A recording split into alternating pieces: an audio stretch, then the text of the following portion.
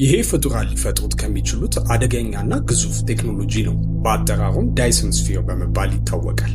የሰው ልጅ ይህን ቴክኖሎጂ ለመፍጠር ይችላል ብላችሁ ታስባላችሁ? እናም ዳይሰን ስፊር ምን ያህል ግዙፍ ሊሆን ይችላል? ዳይሰን ስፊር በከዋክብት ላይ የሚሰራ ቴክኖሎጂ ሲሆን ከከዋክብቶች ላይ ኃይልን ጨምቆ ለመውሰድ ያገለግላል። ይሄ ለአንድ የሰው ልጅ ስልጣኔ ከበቂ በላይ የሆነ ኢነርጂ ወይም ኃይል እንዲኖረን ያደርጋል። ችግሩ ግን ዳይሰን ስፊር በጣም ግዙፍ ነው። ምን ያክል ካላችሁ ፀሐይ ኮከብ ስለሆነች እሷ ላይ ዳይሰን ስፊር እንስራ ካለ ፀሐይ ከምድር 1.3 ሚሊዮን እጥፍ ግዙፍ ስለሆነች ይህንን ፀሐይን የሚያክል አካል የሚከብ ቴክኖሎጂ ስንሰራ አስቡት። የማይታሰብ ነገር። ይህንማ የሰው ልጅ እንዴት ሊሰራው ይችላል ካላችሁ ልክ ናችሁ። አዎ የመስራት አሁን ያለን ሌቭል አይፈቅድም። ነገር ግን ሳይንቲስቶች ከ7 በላይ በዳይሰን ስፊር ተሸፍነዋል ብለው የተጠራጠሯቸውን ኮከቦች አግኝተዋል። ጥያቄው ግን እኒህ ኮከብ ላይ እኛ ሰዎች አይደለንም ዳይሰን ስፊር ይሰራል። እኛ ሰዎች ካልሆንን ደግሞ ማን ሊሰራው ቻለ? ይሄ ጥያቄ ብዙዎችን አስጨንቋል። ማለት ይህን ያክል በቴክኖሎጂ የመጠቁ ሌላ ዓለም ላይ የሚኖሩ ፍጡራን ወይም ኤሊየኖች አሉ የሚለው ጥያቄ ስለሚያስነሳ ማለት ነው። የሰው ልጅ ይህን ቴክኖሎጂ ለመገንባት የሚያስችለውን ደረጃ ለመድረስ